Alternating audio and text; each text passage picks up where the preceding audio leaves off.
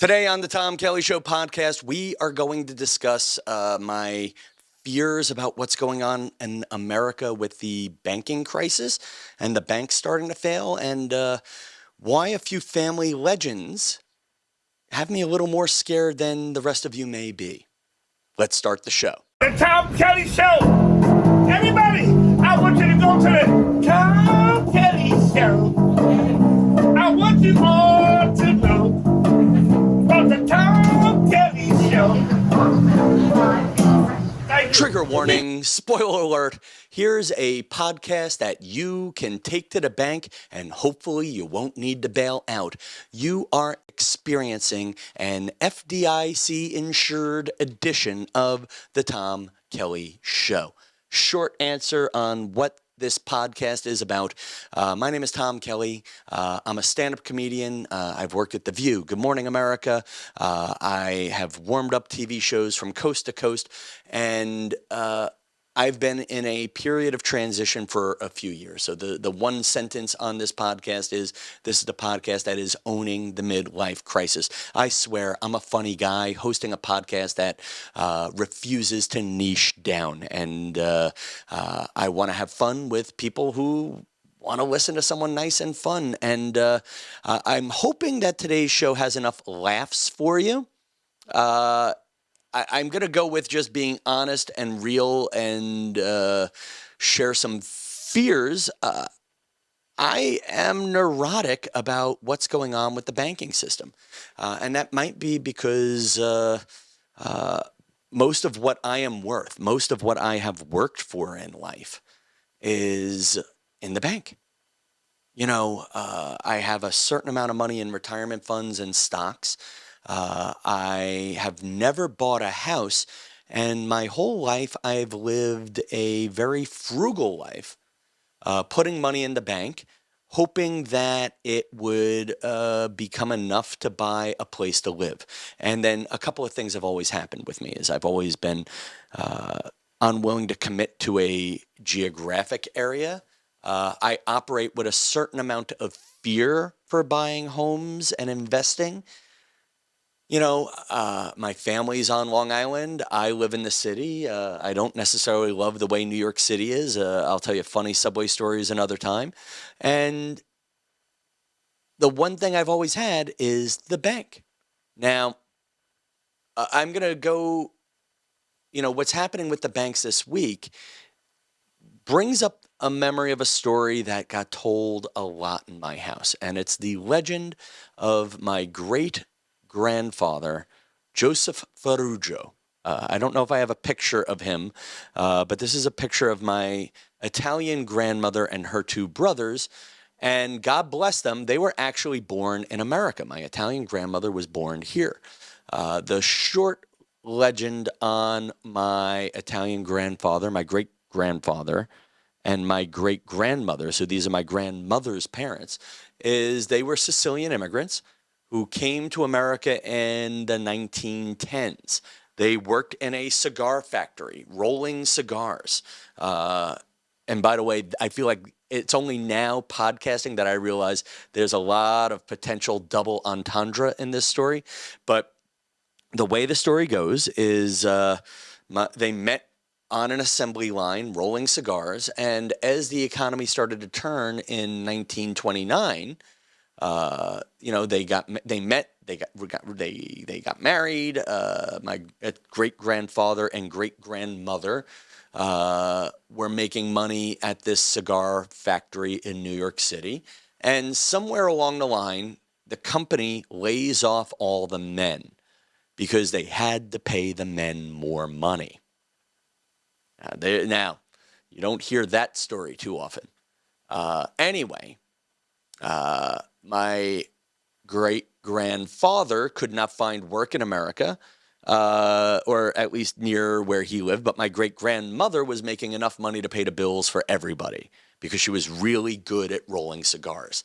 And I'm going to pause and just realize the comedian in me is only just realizing there's jokes that we could make that I'm not going to make now.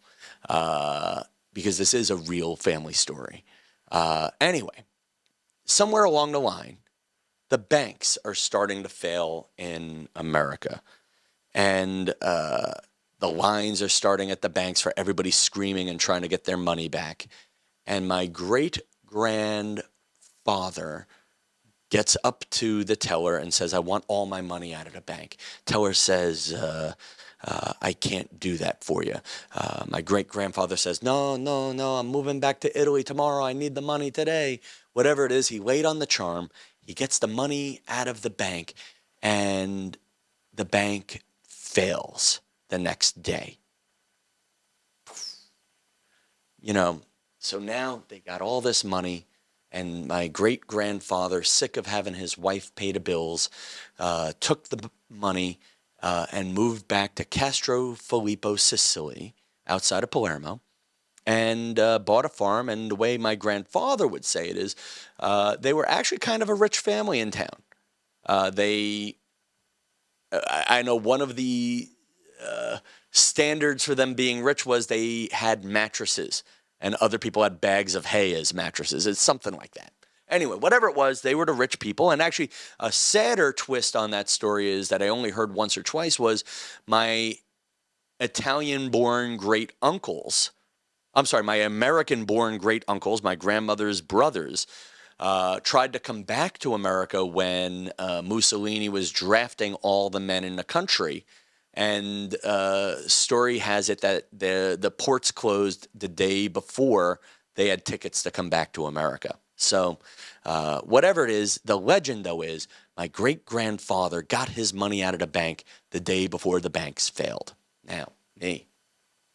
My money's in a bunch of banks. I may be over the FDIC insured limit right now on a couple of accounts, and I need to start shuffling. I got to start shuffling, but I'm living with that fear. I'm living with the fear of where do you go? Where do you put your money? You have to realize, is anybody else at this point where, you feel like, I feel like a correction has been coming. I feel like the American economy has been this colostomy bag that's been filling up. I mean, how many friends do you know, they owe more money than they got, and yet we keep giving them more money to borrow. Like, it's funny. I feel like I'm ignoring some sort of family wisdom, not running to the bank and taking half of what I'm worth out, if not all of what I'm worth out, and putting it in a pillowcase. And I mean, geez, it's funny. You talk about how the world has gotten a little too complicated for regular people. My grandparents, my mom's mom and dad, the Italian grandparents, they really made their money working their asses off and being cheap and putting their money in the bank. Now, the world has changed a lot since then, but this is how they did it. And realize, my grandfather had, I think, a 3rd grade education, and my grandmother had a 5th grade education. And frankly, me, I have a college education, and I don't understand finance. I just don't. I don't have the brain for it. And honestly, I'm going to argue most Americans don't. But this is what my grandparents did. They took their money. They worked their asses off, did overtime. They worked on vacation. I know this because God knows they told me all the time. You couldn't, you'd enjoy a day off and then you'd hear a story. Well, Grandpa used to work on his days off and take that money so we could buy a house. And listen, man, I'm so glad I got that upbringing because I think I did things right, but then I see the rest of the world sort of screwing around, and I don't know. But this is what they did. They took their money, they put it in the bank at literally 19% interest at certain points in the 60s, 70s, and 80s. And we can check the facts later. I think interest started coming down in the late 80s because I think my dad got look it up later. Look it up later, people. But they made their money by being conservative with their money. Now, we're in this game of everybody's in the stock market, whether you understand what the hell you're investing in or not. I mean, I'm buying mutual funds and hedge things and whatnot. I do have a financial professional who, by the way, is so honest that this year he looked at me and he said, "Hey, Tom, have you considered buying a house?" And you know what? Even if a house, if you own it, is sort of inflation proof because you're in it. And the problem is I'm still living my little Peter Pan life as a stand-up comic. So, there's moments where I'm like, should I be in Long Island in a house with a family of 3, or should I own a condo? But New York City, stories for later. I guess that's enough on the indecision, but all I could say is I'm operating from a place of fear. And I'll tell you the one thing that keeps me from taking one giant bank account and putting it into a pillowcase is my grandpa died. He'd be 105 now, so I think it's probably okay. But my grandfather died, and 13 days later, his house burned down. There was a fire in the bedroom. Long story. But I'll never forget that night. I was going to go drinking in the city, got the phone call from my dad, turned around and came out to Long Island. And we're now, when there's a fire, the fire department takes all the furniture from the room with the fire and throws it out onto the lawn to make sure there's no remaining embers that could reignite the home.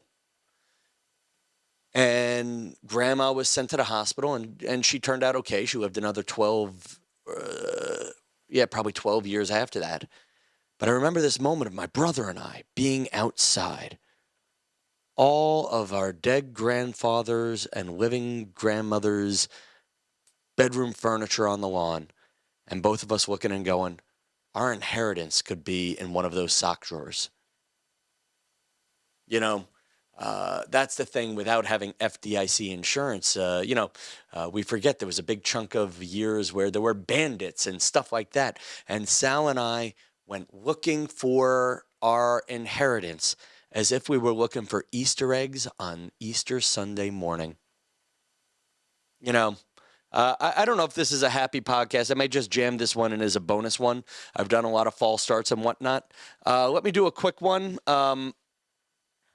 Somebody left me a ticket on my apartment door for an Easter Sunday church service.